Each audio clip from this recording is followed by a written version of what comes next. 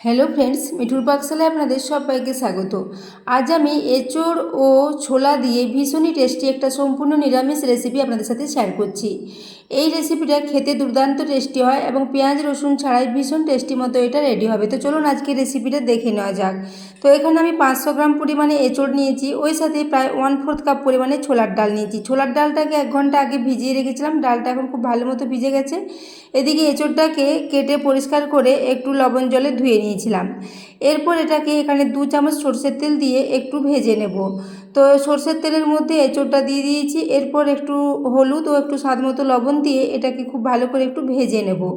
তো এইভাবে এটাকে একদম মিডিয়াম ফ্লেমে একটু নাড়াচাড়া কিছুক্ষণ করে নিচ্ছি, তারপর লো ফ্লেমে এটাকে 2 থেকে 3 মিনিট একটু ভেজে নেব।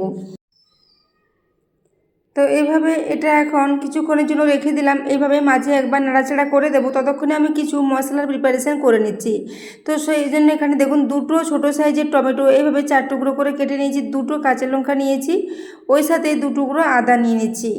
এরপর এগুলোকে মিক্সির জারের মধ্যে দিয়ে পেস্ট করে নেব। তো এর সাথে আবারও কিছু দিয়ে দিচ্ছি। তো এখানে 6টা কাজু বাদাম দিয়ে দিলাম, তার সাথে দিয়ে দিচ্ছি একটা এলাচ, গোটা এলাচ একটা দিয়েছি, ওই সাথে 2 টুকরো দারচিনি দিয়ে দিচ্ছি, ওই সাথেই 4টা লবঙ্গ দিয়ে দেবো। এখানে গোটা গরম মশলাটাও এর সাথে পেস্ট করে নেবো, তাহলে টেস্টটা খুবই ভালো হবে। তো দেখুন এরপর সামান্য জল দিয়ে এর একটা বেশ ভালো মতো পেস্ট রেডি করে নিয়েছি। এরপর এটাকে এখন সাইডে রেখে দিচ্ছি। এদিকে আমি 2 চামচ পরিমাণে টক দই নিয়েছি, টক দইটাকে একটু ভালো করে ফেটিয়ে নিচ্ছি। টক দইটা ভালো করে ফেটিয়ে নেওয়ার পর এর সাথে কিছু মশলা দিয়ে এটাকেও রেডি করে রেখে দেবো।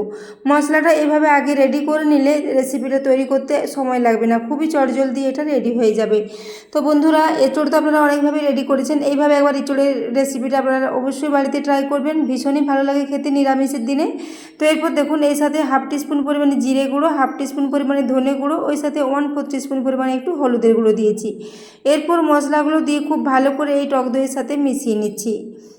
ক্রমাগত নাড়াচাড়া করে এটা খুব ভালো করে একটু ফেটিয়ে নিচ্ছি। এরপর এখানে দিয়ে দেবো একটু চিনি। তো চিনি দিয়েছি প্রায় 1 চা চামচ পরিমাণে, যেহেতু এখানে টমেটো ব্যবহার করেছি, এর সাথে একটু টক দই ব্যবহার করেছি এবং নিরামিষ রেসিপিতে একটু মিষ্টি দিলে টেস্টটা ভালো হয়, সেজন্য এখানে 1 চা চামচ পরিমাণে একটু মিষ্টিও দিয়েছি। তো দেখুন এটা এখন খুব ভালো করে মিশিয়ে নিয়েছি। এদিকে এঁচোড়টাকে আমি মাঝখানে 2বার নাড়াচাড়া করে নিয়েছিলাম, এঁচোড়টা এখন খুব ভালো মতো ভাজা ভাজা হয়ে গেছে।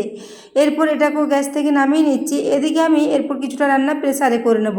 তো এই জন্য একটা প্রেসার কুকার বসিয়ে দিয়েছি, তাতে এখানে আবারও 2 চামচ পরিমাণে সরষের তেল দিয়ে দিলাম। সরষের তেলটা গরম হয়ে এলে এখানে কালো জিরে দিয়ে দিচ্ছি প্রায় 1 চা চামচ পরিমাণে, এর সাথেই দিয়ে দেবো একটা তেজপাতা। কালো জিরে ও তেজপাতাটাকে একটু তেলের মধ্যে ভেজে নেব। এরপর এটাকে ভেজে নেওয়ার পর ওই যে টমেটো ও কাজু বাদামের পেস্টটা করে রেখেছিলাম ওটাকে এখানে দিয়ে দিলাম। এখানে কাজু বাদামটা আপনারা ইচ্ছে হলে দিতে পারেন, তাছাড়া নাও দিতে পারেন, কাজু বাদাম ছাড়াই এটা ভীষণই টেস্টি মতো রেডি হয়ে যাবে। তো এরপর দেখুন সমস্ত কিছু একটু আবারও কিছুক্ষণ ভেজে নেব এবং মশলাটা থেকে যতক্ষণ না একটু তেল ছেড়ে আসে ততক্ষণ পর্যন্ত এটাকে একটু কষিয়ে নিতে হবে। তো মিক্সির জারটা ধুয়ে আবারও 1 চামচ পরিমাণে জল এর সাথে দিয়ে দিলাম। এরপর মিডিয়াম ফ্লেমে এটাকে খুব ভালো করে একটু কষিয়ে নেব যতক্ষণ এর থেকে তেল ছেড়ে আসছে। তো দেখুন এটা অনেকটাই এখন তেল ছেড়ে এসেছে। এরপরে ওই যে ছোলাটা রেখেছিলাম সেই ছোলার ডালটা এখানে দিয়ে দিচ্ছি। তো এখানে আমি প্রায় 1/4 কাপ পরিমাণে ছোলার ডাল নিয়েছি। 500 গ্রাম এঁচোড়ের জন্য প্রায় 1/4 কাপ পরিমাণে ছোলার ডাল লাগবে। তো এরপর দেখুন ছোলাটাকে দিয়ে এর সাথে খুব ভালো করে একবার মিশিয়ে নিলাম। এরপর এটাকেও খুব ভালো করে কিছুক্ষণের জন্য কষিয়ে নিয়েছি।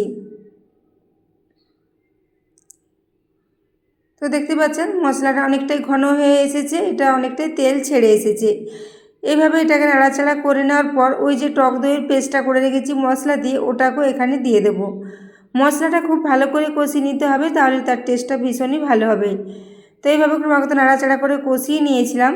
তো এরপর দেখুন ওই যে টক দই ও মশলার পেস্টটা করে রেখেছি ওটাকেও এখানে দিয়ে দিচ্ছি। তো পুরো মশলাটা এখানে দিয়ে দেবো, তারপর বাটিটা ধুয়ে আবারও 2 চামচ পরিমাণে জল এখানে দিয়ে দেবো। জল দিয়ে এই মশলাটাকে একটু কষিয়ে নেব। গ্যাসের ফ্লেমটা এখন লোতে রেখেছি, লো ফ্লেমে এরপর এই মশলাটাকে একটু খুব ভালো করে সমস্ত কিছুর সাথে মিশিয়ে নিচ্ছি। তো বন্ধুরা, আজকের এই রেসিপিটা আপনারা ভাত, রুটি, পরোটা সবের সাথে ট্রাই করতে পারেন, খেতে ভীষণই ভালো লাগবে এবং এটাকে আপনারা খুবই চটজলদি এইভাবে প্রেসারের মধ্যে দিয়ে বানিয়ে নিতে পারেন। কিছুক্ষণ এঁচোড়টা ভেজে নিলে দিলে তার টেস্টটা ভালো হয়, সেই জন্য একটু ভেজে নিয়েছি। এরপর এটাকে প্রেসারের মধ্যে দেখুন এঁচোড়টাও দিয়ে দিলাম। মশলাটা এখন খুব ভালো মতো তেল ছেড়ে এসেছে এবং দেখুন এঁচোড়টা দেওয়ার সঙ্গে সঙ্গে মশলাটা অনেকটাই ঘন হয়ে গেছে। এরপর এখানে দিয়ে এঁচোড়টা দেওয়ার পর আবারও আমি 1 থেকে 1.5 মিনিট পর্যন্ত মিডিয়াম ফ্লেমে এটাকে একটু কষিয়ে নিয়েছি। এইভাবে এটাকে কষিয়ে নেওয়ার পর এখানে গরম জল দিয়ে দেব। গরম জল দিয়ে প্রেসারে এটাকে 2টো সিটি দিয়ে দিলে রান্নাটা তৈরি হয়ে যাবে।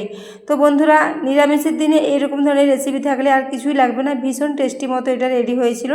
তো দেখুন এরপর আমি কিছুটা লবণ আগে এঁচোড়টা ভাজার সময় দিয়েছিলাম, তারপরও আবারও এখানে কিছুটা ছোলা মিশিয়েছি এবং এর সাথে যেহেতু আরও কিছুটা জল দেবো সেই জন্য স্বাদ মতো আবারও কিছুটা লবণ এখানে দিয়ে দিলাম। আর গরম মশলা আর চিনি তো আগে থেকে দেওয়া আছে, সেজন্য এখানে আর বিশেষ কিছু লাগবে না। এরপর এটাকে দেখুন খুব ভালো করে কষিয়ে নিয়েছি। কষিয়ে নেওয়ার পর এখানে গরম জল দিয়ে দিচ্ছি।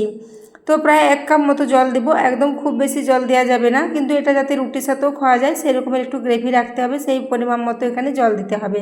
তো জলটা দিয়ে খুব ভালো করে এটাকে ঢাকা দিয়ে 2টো সিটি দিয়ে দিলাম। 2টো সিটি দেওয়ার পর এটাকে গ্যাস থেকে নামিয়ে নিয়েছি। তারপর এর সিটিটা যতক্ষণে খুলে আসছে ততক্ষণ অপেক্ষা করব। তো সিটিটা এখন খুলে গেছে, এরপর ঢাকাটা খুলে নিচ্ছি। তো দেখুন এটার গ্রেভিটার কালারটা খুবই সুন্দর এসেছে। তবে এখানে আমি কোনো রকমের কাশ্মীরি লাল লঙ্কার গুঁড়ো বা ঝাল লঙ্কার গুঁড়ো ব্যবহার করিনি, শুধুমাত্র 2টো কাঁচা লঙ্কা দিয়েছি। আপনারা চাইলে এখানে কাশ্মীরি লাল লঙ্কা বা ঝাল লঙ্কার গুঁড়ো ব্যবহার করতে পারেন, সেটা ভীষণই ভালো হবে এবং কালারটা আরও একটু লালচে হবে।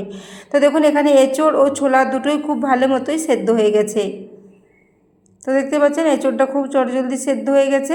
তো এরপর আমি এটাকে একটু সবশেষে কসুরি মেথি দিয়ে দেবো। যেহেতু এখন এটা রান্নাটা অনেকটাই গরম আছে, তাই কসুরি মেথিটা দিলে এটাকে এভাবে একটু নাড়াচাড়া করে মিশিয়ে আবারও 5 মিনিটের জন্য এটাকে ঢাকা দিয়ে একটু স্ট্যান্ডিং টাইমে রেখে দেবো, তাহলে কসুরি মেথির ফ্লেভারটা এর মধ্যে খুব সুন্দর মতো মিশে যাবে। তো আমি এটাকে সম্পূর্ণ নিরামিষভাবে রেডি করেছি বন্ধুরা। নিরামিষের দিনে এই রেসিপিটা রুটি পরোটা সবের সাথেই খেতে ভালো লাগবে। তো দেখুন এটাকে কিছুক্ষণ ঢাকা দিয়ে রেখে দিয়েছিলাম। এখন দেখুন গ্রেভিটা আবারও কিছুটা ঘন হয়েছে। এটা ঠান্ডা হওয়ার সঙ্গে সঙ্গে গ্রেভিটা আবারও অনেকটাই ঘন হবে, এখন যেহেতু এটা অনেক গরম আছে।